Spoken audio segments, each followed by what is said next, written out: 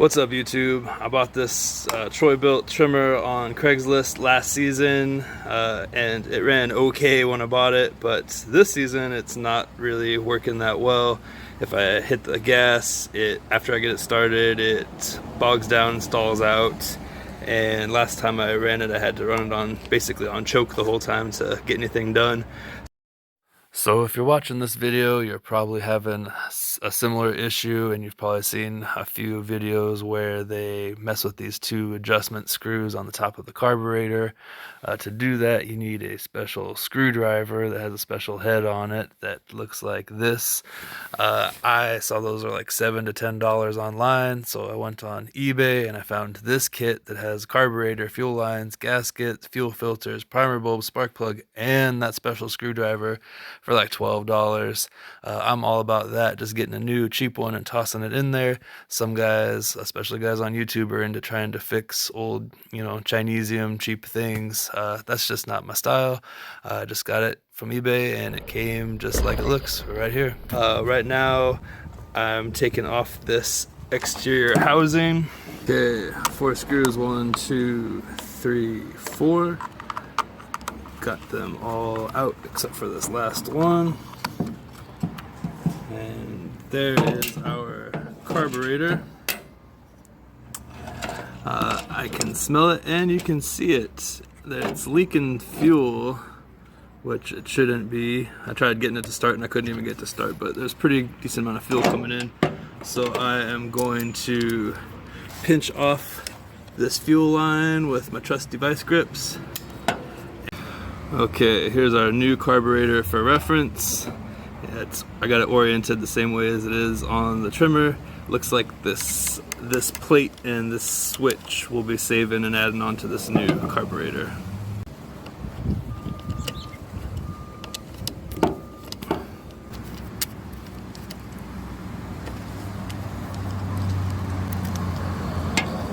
Okay. Alright, that's off. Putting it in our trusty Harbor Freight parts dish, magnetic, which clips or magnetizes perfectly to our outdoor bench, aka my pickup truck. Okay, those 2 screws are pretty much all that's holding this in, except for this throttle cable here. I'm gonna release that, and there we go. Now it's just held on by the fuel lines. Okay, I'm gonna put a second pair of vice grips on this fuel line. And then I'm going to hopefully remove the fuel lines in one piece. Sometimes these can be brittle. Alright, that bottom fuel line popped right off, but this top one is on there real good. And I don't want to break it because then that means we gotta route the fuel lines. I'm hoping we can just replace the carburetor and get out of here. So I'm using a little itty bitty screwdriver to kind of pry it loose around the bottom, and hoping I can grab it with some needle nose and pull it off.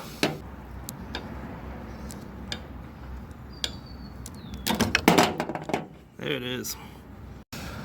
This kit came with 2 different gaskets. They're the same gasket, but that fit perfectly on the sides of the carburetor.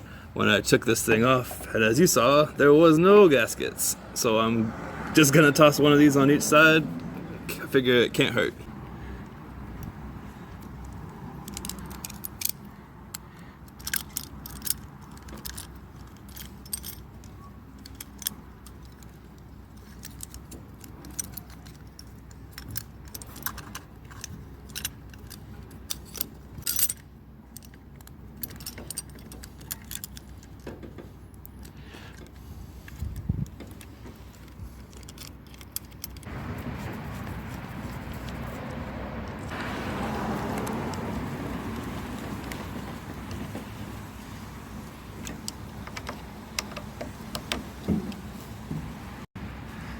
Okay, now let's put those fuel lines back on.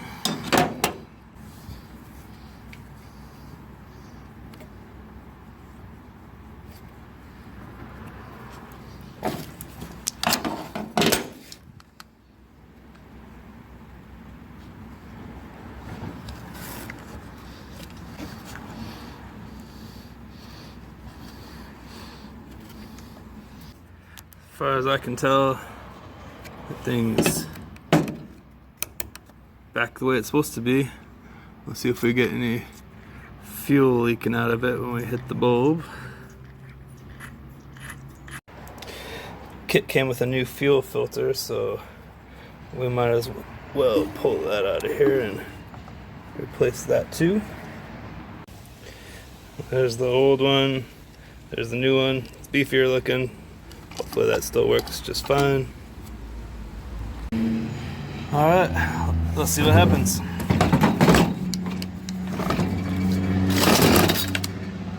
That's a good sign. Sounds way better already.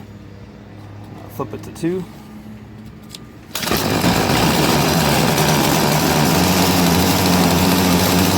Oh yeah!